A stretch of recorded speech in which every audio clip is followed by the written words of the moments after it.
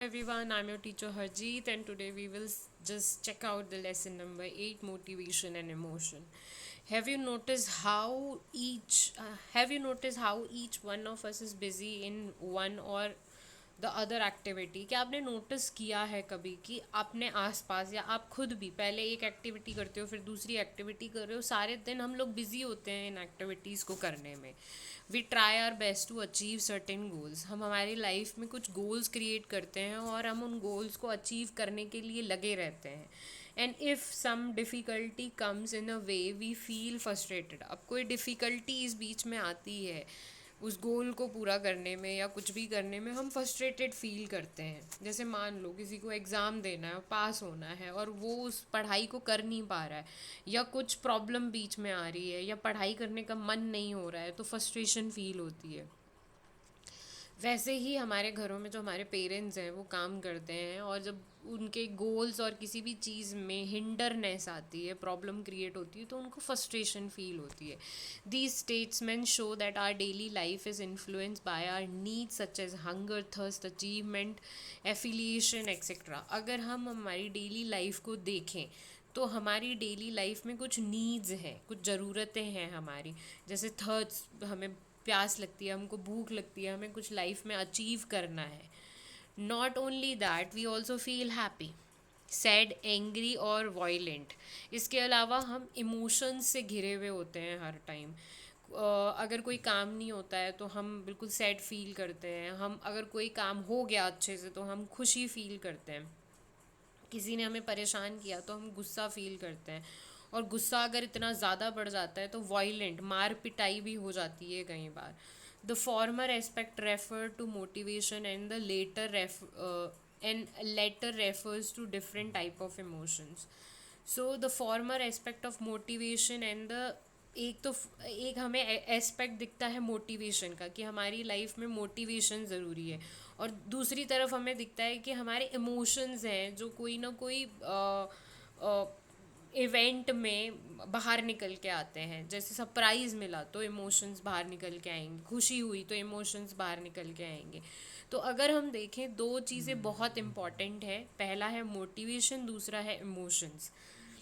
This lesson explains the relevance of motivation and emotion in human life. तो यहाँ पर इस चैप्टर में हम पढ़ने वाले हैं कि ह्यूमन लाइफ में मोटिवेशन और इमोशन में क्या रिलेवेंस है. Motivation help in answering the question. Motivation हमारी हेल्प करेगा आंसर करने में क्वेश्चंस की. Why do people seek to do certain things. लोग क्यों इतनी सारी एक्टिविटीज़ कर रहे हैं अपनी लाइफ के अंदर.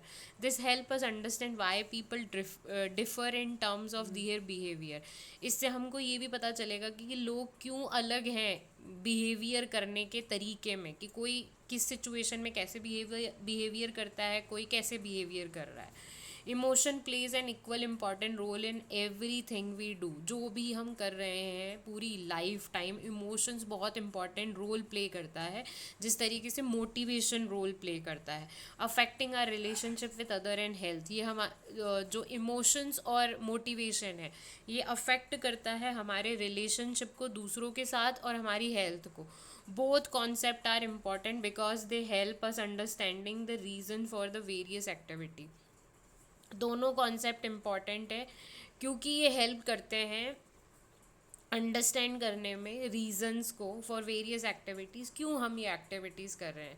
We indulge in the help determine the unique personality of each person. इस तरीके से हमको समझ में आएगी खुद की पर्सनालिटी भी और दूसरे लोगों की पर्सनालिटी भी, अगर हम मोटिवेशन और इमोशंस को समझ जाते हैं तो. अब मैं आपको एक सिंपल सा एग्जांपल देना चाह रही हूँ कि आप साइकोलॉजी पढ़ रहे हो तो कुछ तो मोटिवेशन होगा साइकोलॉजी को पढ़ने के पीछे, कि आप साइकोलॉजिस्ट बनना चाहते हो या आप इमोशंस को जानना चाहते हो, ताकि आपके आसपास में जो लोग हैं उनको एटलीस्ट आप लोग समझ सको कि ये ऐसे क्यों बिहेव कर रहे हैं. तो किसी ना किसी चीज़ को करने के पीछे कोई ना कोई मोटिवेशन ज़रूर होता है. दूसरा, हमारे इमोशंस बहुत इंपॉर्टेंट होते हैं. आगे इस चैप्टर में हम क्या पढ़ने वाले हैं, define the concept of motive and needs. हम एक मोटिव और नीड्स के कॉन्सेप्ट को समझेंगे कि नीड क्या है, मोटिव्स क्या है. Understand goal directed behaviour. Goal directed behaviour क्या होता है. Describe the different aspect of emotions and explain the role of emotion in organising behaviour. Emotions, इसमें हम पढ़ेंगे डिफरेंट एस्पेक्ट, इमोशंस कैसे कैसे होते हैं, और हम कैसे अपने इमोशंस को ऑर्गेनाइज करके अपने बिहेवियर को ऑर्गेनाइज कर सकते हैं.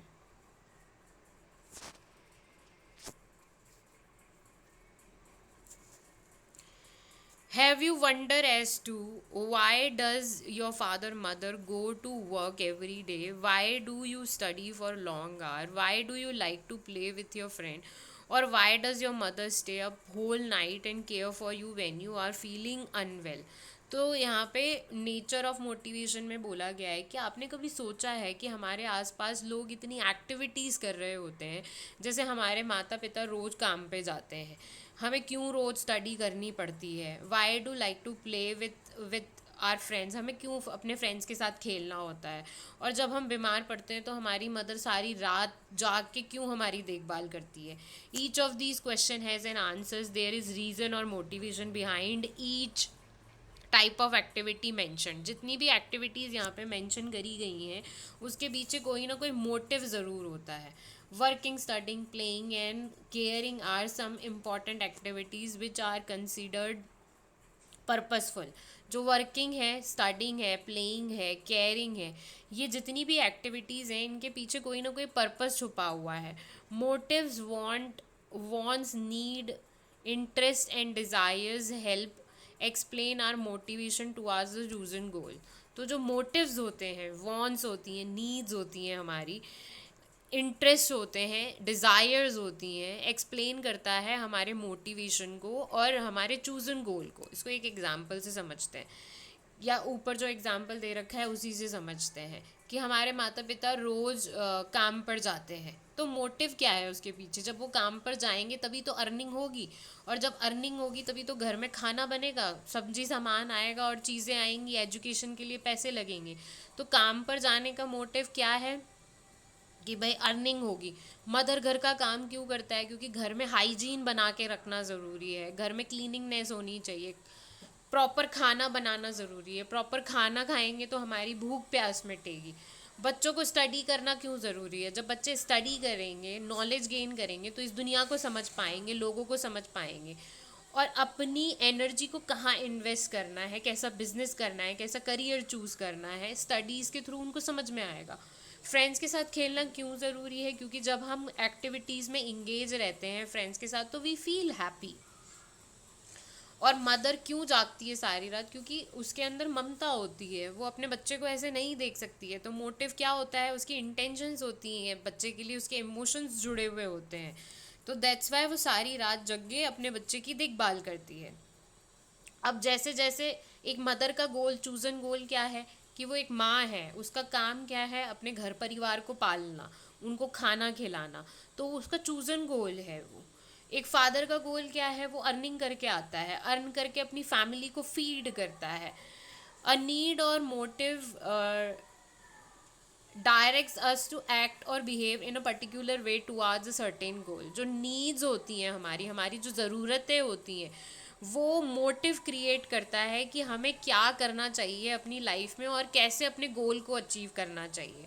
जैसे अभी आपका मोटिव क्या है? लेसन्स को रीड करना, उनको ख़त्म करना कैसे भी, और ख़त्म करके जब आप एग्ज़ाम्स देने जाओगे तो अच्छा रिजल्ट लेकर आना. अगर आप अच्छी पढ़ाई करते हो, अच्छे से पढ़ाई कर रहे हो तो thus you study for long hour to achieve good result. नीचे भी देखो यही एग्जाम्पल दिया गया है कि आप इतने घंटों घंटों बैठ के पढ़ाई कर रहे हो, क्यों कर रहे हो? ताकि आपको अच्छे रिजल्ट्स मिल सकें. Your mother look after you. आप जब पढ़ाई करते हो तो आपकी मम्मी आपकी देखभाल करती है, आपको खाना देती है, आपकी हेल्थ का ध्यान रखती है, because of the affection and concern she has for you as her child. क्योंकि आप अपनी माँ के बच्चे हो तो ऑब्वियसली जब वो आपकी देखभाल करती है तो वो अपना कंसर्न शो करती है. तो उसका मोटिव क्या होता है? इमोशनल मोटिव ज़्यादा होता है. आई थिंक इस टॉपिक को अभी यहीं एंड करते हैं. Then we will start the next concept soon. Till then bye, take care, keep smiling.